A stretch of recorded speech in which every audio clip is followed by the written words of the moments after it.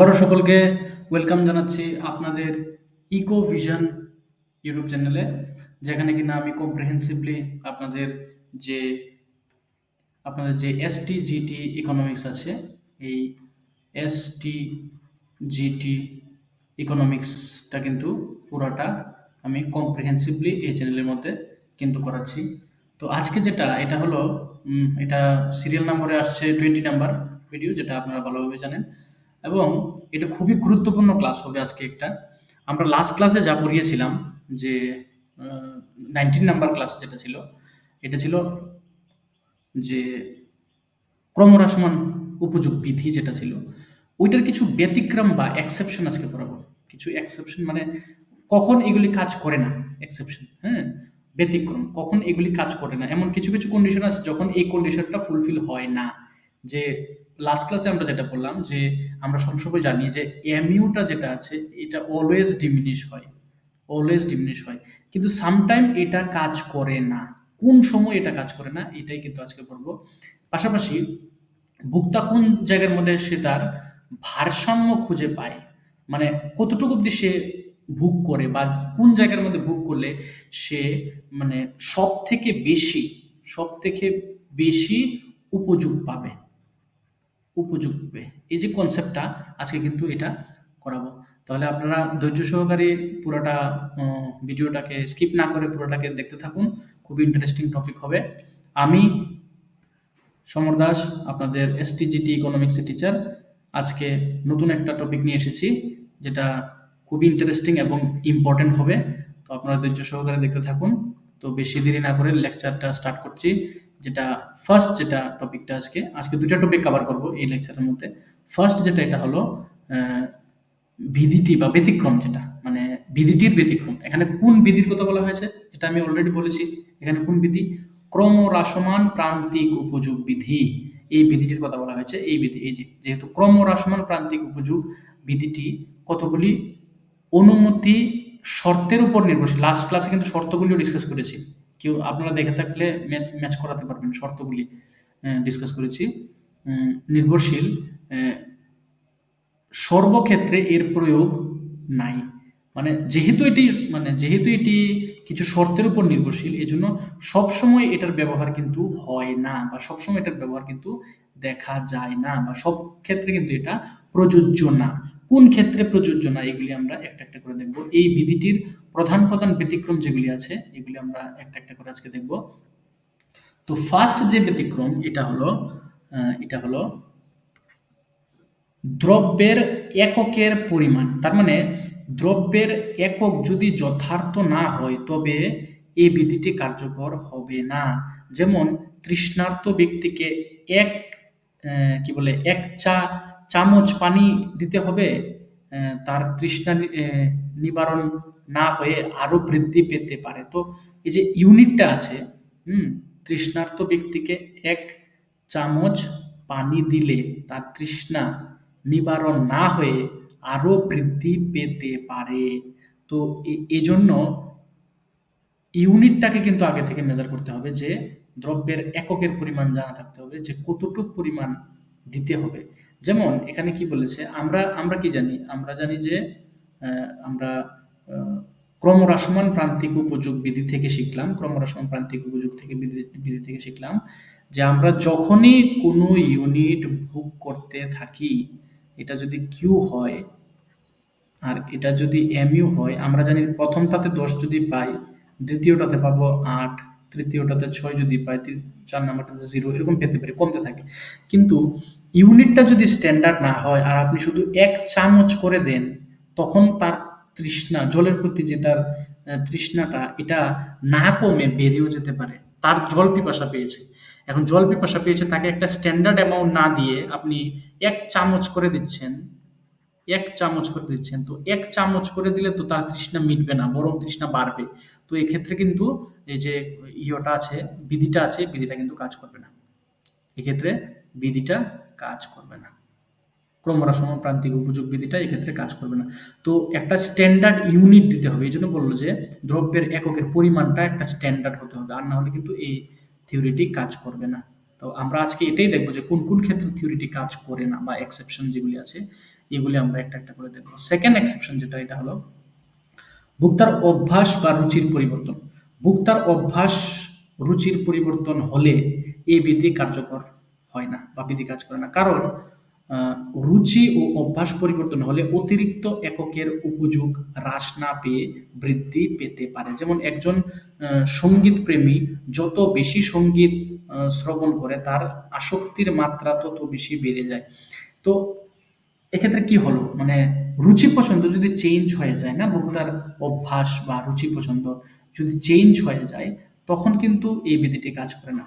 কিভাবে? একজন যে কিনা মানে সঙ্গীতের এখানে যে এক্সাম্পল দিল, একজন সঙ্গীত প্রেমী যত বেশি সঙ্গীত শ্রবণ, শ্রবণ মানে শোনা, যত বেশি সঙ্গীত শুনবে, আহ, তার কিন্তু সঙ্গীতের প্রতি যে উপযোগটা এটা কিন্তু বেড়ে যায়।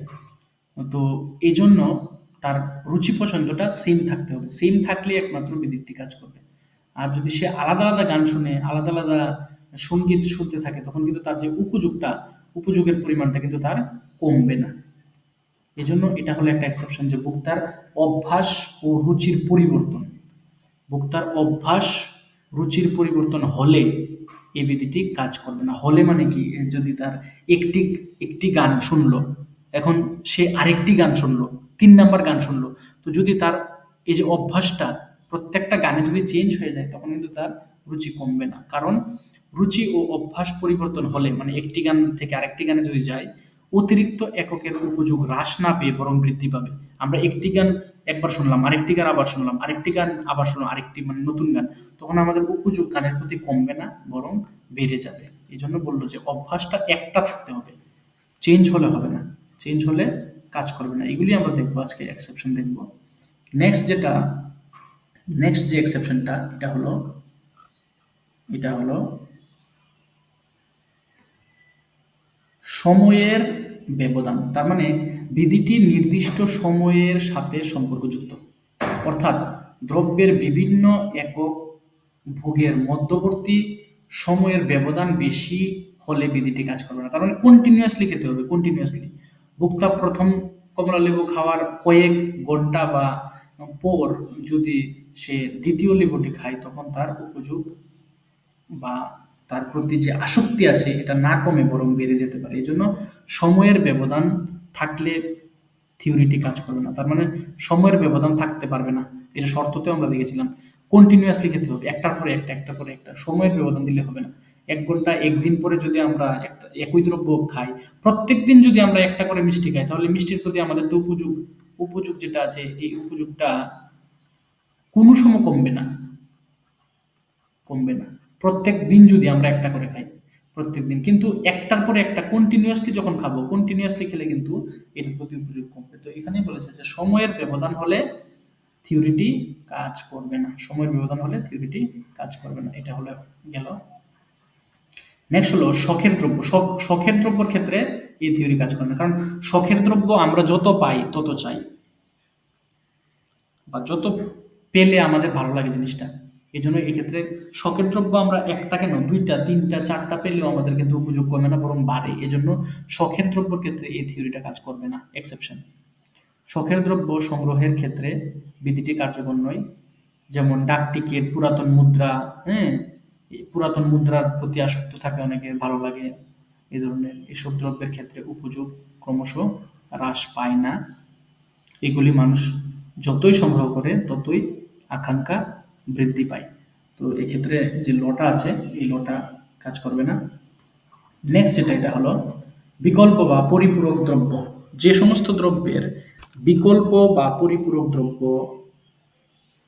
থাকে, ওইটার ইউটিলিটি যে পরিবর্তনটা, এটা আমরা দেখবো এখন। বিকল্প বা পরিপূরক দ্রব্য কোনো দ্রব্যের উপযোগ শুধুমাত্র ওই দ্রব্যের যোগানের উপর নির্ভর করে না, দ্রব্যটির বিকল্প বা পরিপূরক দ্রব্যের উপর কিন্তু নির্ভর করে। যেমন কফির দাম কমে গেলে চায়ের উপযোগ বৃদ্ধি পেতে পারে, আবার পেট্রোলের দাম অত্যাধিক বৃদ্ধি পেলে গাড়ির উপযোগ কমে যেতে পারে। তো স্বাভাবিক, যখন বিকল্প দ্রব্য থাকবে, তখন একটি বিকল্প দ্রব্যের দাম বাড়লে আরেকটির প্রতি যে উপযোগটা আছে এটা কিন্তু আমাদের কমে যায় স্বাভাবিকভাবে। তো এক্ষেত্রে কিন্তু আমরা নোটিস করতে পারি যে একটির যে উপযোগটা আরেকটিকে কিন্তু ইমপ্যাক্ট করছে, তো এক্ষেত্রে কিন্তু লটা কাজ করছে না। যেমন আমরা এখানে এটাকে আমি আবার একটু ডিটেলসে ডিসকাস করছি, আপনাদের ক্লিয়ার হবে ডিটেলসে ডিসকাস করলে। যে 5 নাম্বারটা, এটা কোনো দ্রব্যের উপযোগ শুধুমাত্র ওই দ্রব্যের যোগানের উপর নির্ভর করে না। মানে শুধুমাত্র স্পেসিফিক, আমরা চায়ের কথা যদি বলি, শুধু চায়ের যোগানের উপর নির্ভর করে না এটার উপযোগটা।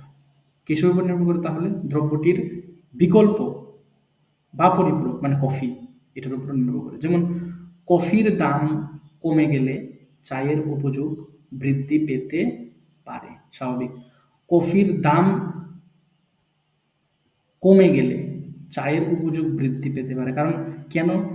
কফির দাম বেড়ে গেলে মানুষ সবাই কফি খাবে, তো কফি খেলে কফির প্রতি উপযোগ কমবে, তার মানে অটোমেটিকলি চায়ের উপযোগ বেড়ে যাবে, চায়ের উপযোগ বেড়ে যাবে।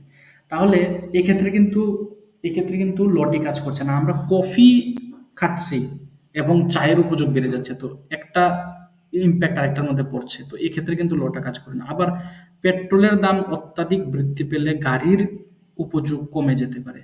তো এখানে নোটিস করুন একটা জিনিস, দাম বেড়েছে পেট্রোলের, গাড়ির তো কোনো দোষ নেই না। দাম বেড়েছে পেট্রোলের, গাড়ির তো কোনো দোষ নেই। এখানে গাড়ি কিছু করেছে? কিছুই করেনি, কিন্তু গাড়ির প্রতি আমাদের উপযোগ কমে গেছে।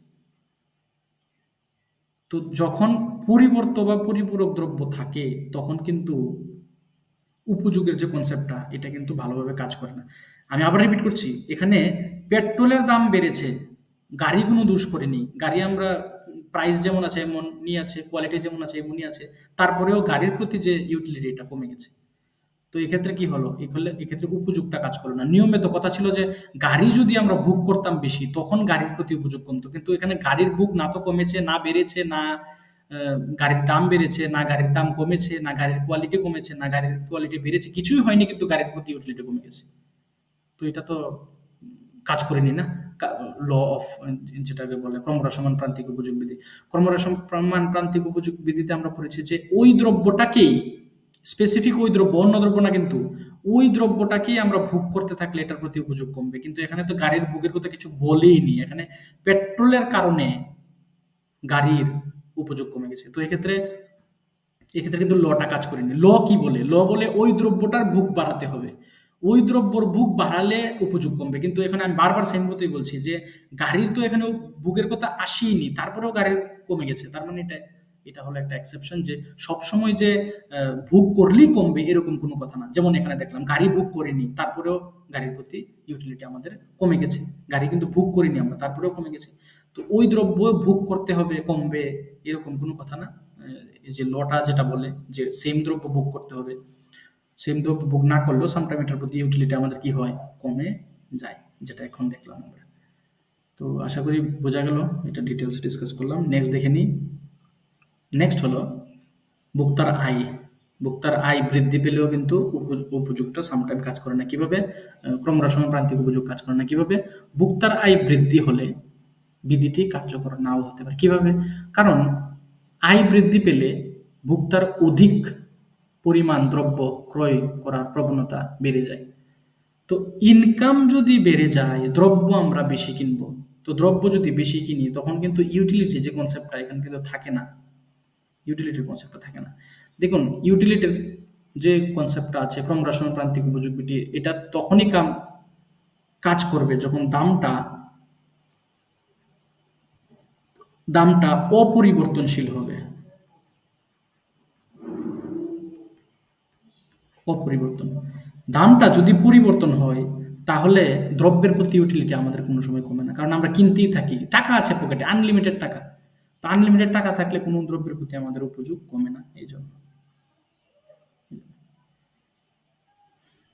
মিষ্টির প্রতি উপযোগটা কেন কমছে? কারণ প্রত্যেকটা মিষ্টির জন্য কিন্তু আমাদেরকে পে করতে হচ্ছে। প্রথমটার জন্য 10 টাকা দিচ্ছি, দ্বিতীয়টার জন্য 10 টাকা দিচ্ছি, 3 নাম্বারটার জন্য 10 টাকা দিচ্ছি। তো টাকারও কিন্তু একটা ব্যাপার থাকে। তো প্রথমটা খেয়ে 10 টাকা দিলাম, দ্বিতীয়টা খেয়ে, প্রথমটা খেয়ে ও 10 টাকা দিলাম, দ্বিতীয়টা খেয়ে ও 10 টাকা দিলাম। কিন্তু প্রথমটা খেয়ে যতটুকু ইউটিলিটি পেলাম, দ্বিতীয়টা খেয়ে অতটুকু ইউটিলিটি পেলাম না, কিন্তু টাকাটা তো সেমই দিলাম না, 10 টাকাই দিলাম। 3 নাম্বারটা খেয়ে ইউটিলিটি আরো কমলো, কিন্তু টাকাটা তো সেমই দিলাম না, 10 টাকা দিলাম। তো এর কারণে আমাদের যে ইউটিলিটিটা এটা টাকার সঙ্গে কিন্তু খুব একটা সম্পর্ক আছে। তো যখন আমরা টাকা সেম পে করছি কিন্তু ইউটিলিটি কম পাচ্ছি, এটা হলো ইনকাম যখন কনস্ট্যান্ট থাকে তখন। কিন্তু আমাদের ইনকাম যখন আনলিমিটেড হবে তখন উপযোগ যদি কমেও তখন আমাদের ফরক পড়বে না। 10 টাকা কেন? এটার জায়গাতে আমি 100 টাকা দিলে আমার ফরক পড়বে না। এই 4 নাম্বার ইউনিটের জন্য। তো এইজন্য ভোক্তার আয় যখন বৃদ্ধি পায় তখন যে উপযোগের কনসেপ্টটা আছে এটা কিন্তু কাজ করে না। নেক্সট হলো দুষ্প্রাপ্য দ্রব্যের ক্ষেত্রে দুষ্প্রাপ্য যেগুলি মানে অল্প পরিমাণে পাওয়া যায় যেমন গোল্ড হতে পারে, পেট্রোলিয়াম। দুষ্প্রাপ্য দ্রব্যের ক্ষেত্রে বিধিটি কার্যকর হয় না কেন? কারণ এসব দ্রব্যের জন্য মানুষের আকাঙ্ক্ষা না কমে বরং বৃদ্ধি পায়। যেমন গোল্ড বললাম, গোল্ড। তো গোল্ডের ক্ষেত্রে কি হয়? গোল্ড আপনারা নিজেরা বলুন যে গোল্ড আপনাকে যদি একটা গোল্ড দেয়, তারপরে আরেকটা গোল্ড দেয়, ৩ নাম্বার গোল্ড আপনি পান। তাহলে কি প্রথমটা থেকে দ্বিতীয়টা থেকে কমবে? কমবে না বরং বাড়বে। আমাকে ২ টা কেউ গোল্ড দিলে বাড়বে। ৩ নাম্বার গোল্ড পেলে আরো উপযোগ বাড়বে। ৪ নাম্বার গোল্ড দিলে আরো উপযোগ বাড়বে। তো দুষ্প্রাপ্যর ক্ষেত্রে সামটাইম কি হয়? উপযোগটা কাজ করে না। নেক্সট আমরা দেখে নিই দ্রব্যের গুণগত বিভিন্নতা মানে প্রাথমিক পর্যায়ে নিম্নমানের এবং পরবর্তীতে গুণমান গুণগতভাবে উন্নত মানের একই দ্রব্যের বেলায় প্রান্তিক উপযোগ হ্রাস না পেয়ে বরং বাড়তে পারে। মানে এখানে বলা হচ্ছে যে একই দ্রব্য, মিষ্টির কথাই ধরলাম, প্রথম মিষ্টি যে কোয়ালিটি, দ্বিতীয়টার কোয়ালিটি আরো ভালো, ৩ নাম্বারটা আরো ভালো, ৪ নাম্বারটা আরো ভালো। তো কোয়ালিটি যদি চেঞ্জ হয় তখন কিন্তু লটা কাজ করবে না। কারণ ৪ নাম্বারটাতে মেবি আমরা বেশি উপযোগ পেতে পারি যেহেতু ৪ নাম্বার কোয়ালিটি ভালো। ৩ নাম্বারটাতে বেশি উপযোগ পেতে পারি ২ নাম্বারের তুলনায় কারণ ৩ নাম্বারের কোয়ালিটি ভালো। তো এইজন্য বলেছে যে দ্রব্যের গুণগত বিভিন্নতা যদি হয় তাহলে ল কাজ করবে না। প্রাথমিক পর্যায়ে নিম্নমান আর পরবর্তী পর্যায়ে ভালো গুণমান যদি পাই তাহলে এই লটা কিন্তু কাজ করবে না। ৪ নাম্বারটা ভোক্তার চরিত্র। ভোক্তার চরিত্র যুক্তিযুক্ত তথা স্বাভাবিক না হলে বিধিটি কাজ করবে না। মানে ভোক্তা যে থাকবে সেই ব্যক্তি একজন স্বয়ংসম্পূর্ণ ব্যক্তি হতে হবে যে কিনা বুদ্ধিসম্পন্ন, টাকাটাকে খরচা করার আগে বুদ্ধি করে টাকা খরচা করবে। যেমন একটা এক্সাম্পল দিই যেটা আগের ক্লাসে দিয়েছিলাম। একজনের ইনকাম যদি ১,০০০ টাকা ১০,০০০ টাকা মাসে হয় ওই ব্যক্তি কিন্তু ১,০০০ টাকা দামি কলম কিনবে না।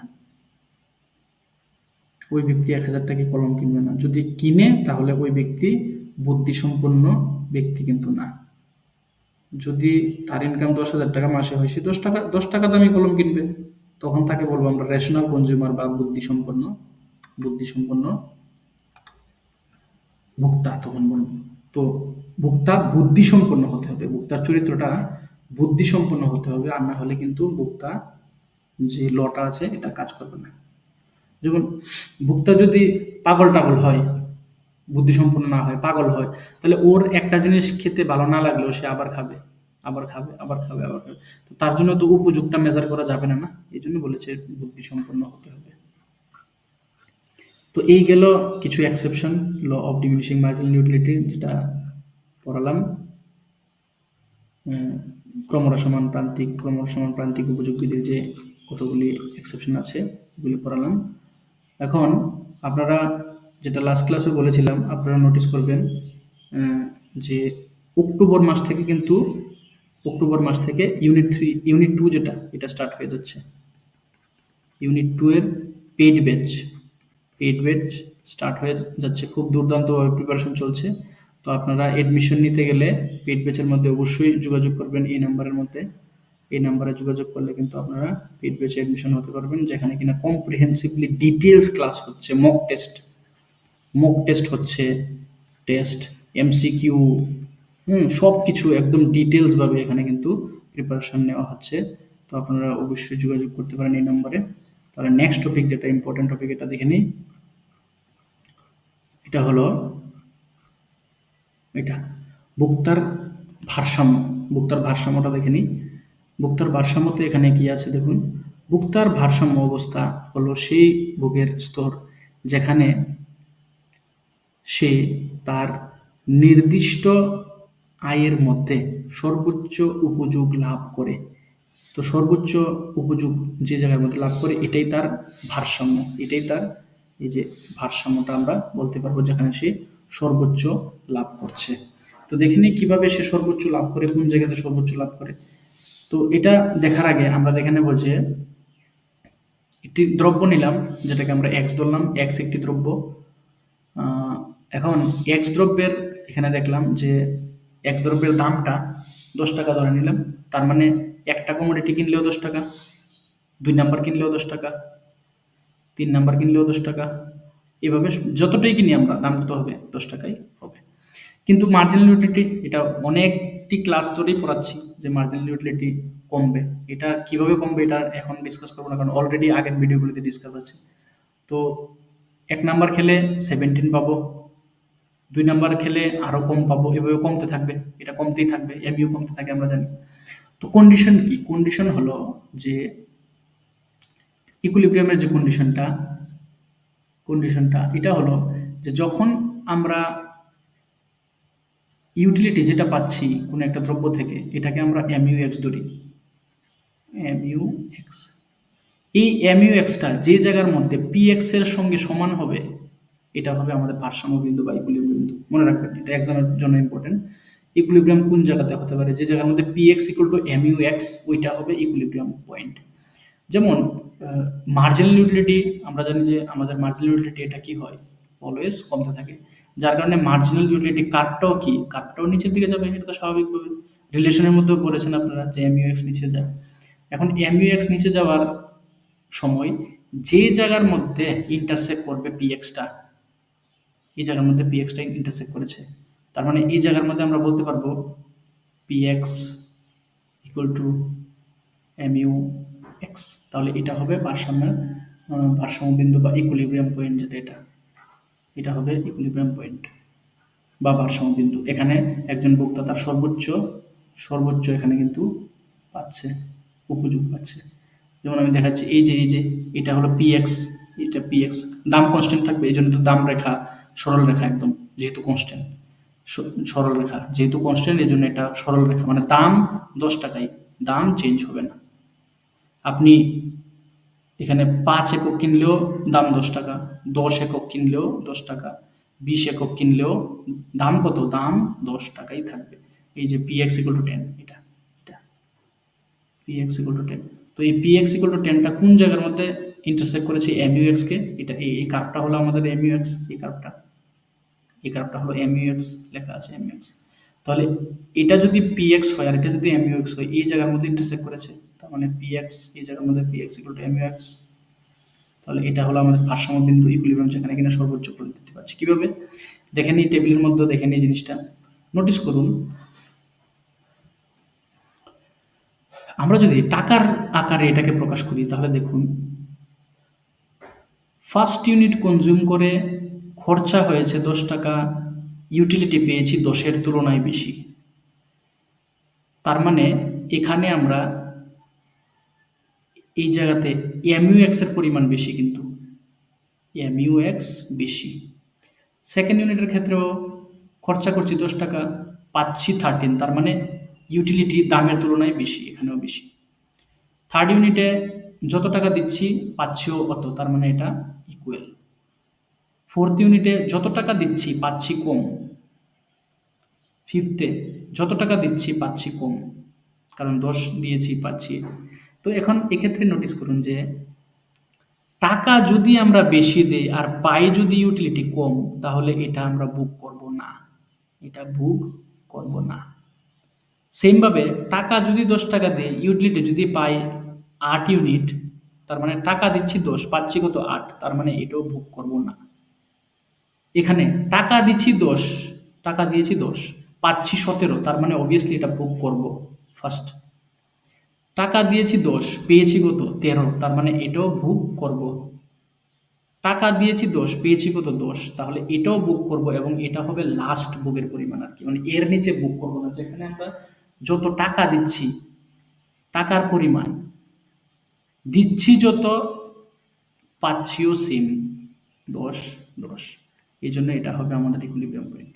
ইকুইলিব্রিয়াম, আমরা যত দিচ্ছি এর তুলনায় যদি বেশি পাই, যেমন এমইউ এক্সটা বেশি পাচ্ছি প্রথম 2টা ইউনিটে, তো এই ক্ষেত্রে তো বুক করলে কোনো সমস্যা নেই, কারণ যত টাকা দিচ্ছি তার তুলনায় আমরা পাচ্ছি পাচ্ছি বেশি। তো দিচ্ছি 10 টাকা প্রথম 2টা ইউনিটের ক্ষেত্রে, 10 টাকা দিয়েছি, পেলাম 17 আর 13, তো অবভিয়াসলি এখানে বুক করব।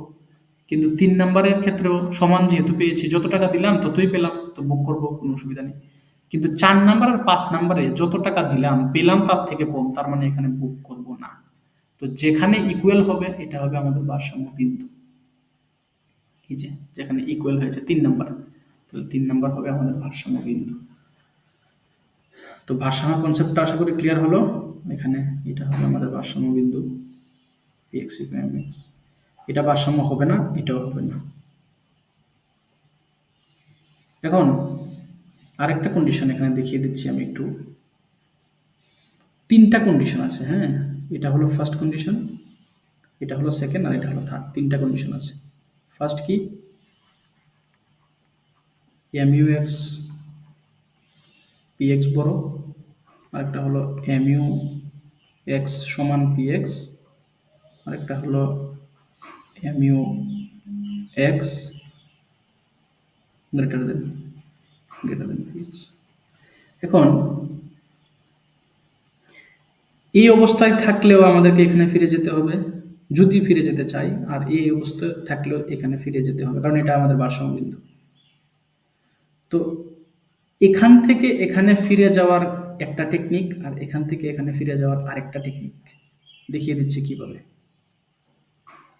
যদি mu x px যদি বড় থাকে, এটা থেকে mu x equal to px এ আসতে গেলে এই যে ভোগের পরিমাণটাকে কমাতে হবে। আমরা যদি ভোগের পরিমাণটাকে কমাই, যেমন এটা তো px বড় না, এখানে তো px বড়, তো এখানে যেহেতু px বড়, আমরা ইকুয়ালে আনতে গেলে যদি আমরা mu x-টাকে বাড়াই,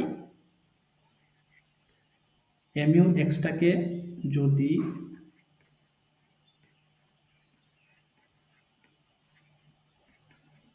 বাড়িয়ে দিই, আমরা mu x-টাকে বাড়িয়ে দিলে এটার প্রতি যে ভোগের পরিমাণটা আছে এটা কিন্তু কমতে থাকবে। তো যেহেতু px-টা বড়, তার মানে ইকুয়াল করতে গেলে mu x-কে বাড়াতে হবে, mu x-কে বাড়াতে হবে।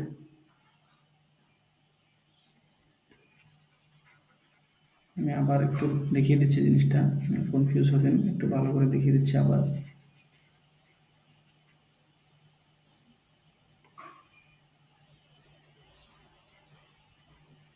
mu(x) প্রথমটা px বড়, তো যেহেতু px বড় mu(x)টাকে বাড়াতে হবে, বাড়ালেই তো ইকুয়াল হবে না, যেহেতু এটা বড়, তার মানে এটাকে বাড়াতে হবে, এটাকে বাড়ালে একটা সময় ইকুয়াল হবে। এবং এটাকে বাড়াতে গেলে x এর ভোগের পরিমাণ কমাতে হবে, কারণ x এর ভোগ কমালেই ইউটিলিটি বাড়ে। আমরা জানি যে সমস্ত দ্রব্যের ভোগ আমরা কমাই ওইটার ইউটিলিটি বাড়ে। তো x এর ভোগটাকে কমিয়ে দিলে এটার ইউটিলিটি বেড়ে যাবে, বেড়ে একটা সময় ইকুয়াল হয়ে যাবে। আর যদি mu(x) বেশি হয় px এর তুলনায়, তার মানে ইকুয়াল আনতে গেলে mu(x) এর ইকুয়াল যদি আনতে হয়, তাহলে mu(x)টাকে কমাতে হবে। তো mu(x)টাকে কমাতে গেলে এটার ভোগটাকে আমরা বাড়িয়ে দেব, ভোগ বাড়াবো, ভোগ বাড়বে, এটার ক্ষেত্রে ভোগ বাড়বে, আর এটার ক্ষেত্রে ইকুয়ালে আনতে গেলে ভোগ কমবে, ভোগ কমবে, বাস এটাই মনে রাখতে হবে। বাকি এখানে এত বেশি ইম্পর্টেন্ট নেই, এখানে এই জিনিসটাই মনে রাখা সবচেয়ে গুরুত্বপূর্ণ জিনিস, এটা যে ইকুইলিব্রিয়াম কন্ডিশনটা px ইকুয়াল টু mu(x) যে কন্ডিশনটা, এটাই কিন্তু মনে রাখার বিষয়, সবচেয়ে গুরুত্বপূর্ণ বিষয় মনে রাখার এটা। বাকিটা ইম্পর্টেন্ট আছে, বাকিগুলি দেখে নেবেন। আর ব্যতিক্রম থেকেও কিন্তু কোশ্চেন আসার খুব চান্স আছে। তো আজকের যে ক্লাসটা এটা কিন্তু খুবই ইম্পর্টেন্ট, ক্লাসটা ভালো করে দেখবেন, বুঝবেন। এবং পাশাপাশি একটা ইম্পর্টেন্ট যেটা নিউজ, এটা হলো অক্টোবর মাসে কিন্তু নতুনভাবে ইউনিট 2 এর যে পেইড ব্যাচ এটা কিন্তু স্টার্ট হতে যাচ্ছে। ইউনিট 2টা কম্প্রিহেন্সিভলি পুরো মাসে সুন্দরভাবে করাবো, এবং যেটা আমি বলে দিয়েছিলাম আগের লেকচারে বলা আছে যে অক্টোবর আর নভেম্বরের যে অ্যাডমিশন নেবে অক্টোবর আর নভেম্বরের জন্য, সে কিন্তু ডিসেম্বরটা একদম ফ্রি পেয়ে যাবেন। তো অবশ্যই আপনারা জলদি তাড়াতাড়ি করে যোগাযোগ করুন আমার যে নাম্বারটা দেওয়া আছে এটার মধ্যে, 7005278290, এটার মধ্যে যোগাযোগ করুন। যোগাযোগ করলে কিন্তু অটোমেটিকলি আপনারা ব্যাচ জয়েন করতে পারবেন। তো আজকের জন্য এখানেই রইল। নেক্সট আবার দেখা হচ্ছে নতুন একটি লেকচারে।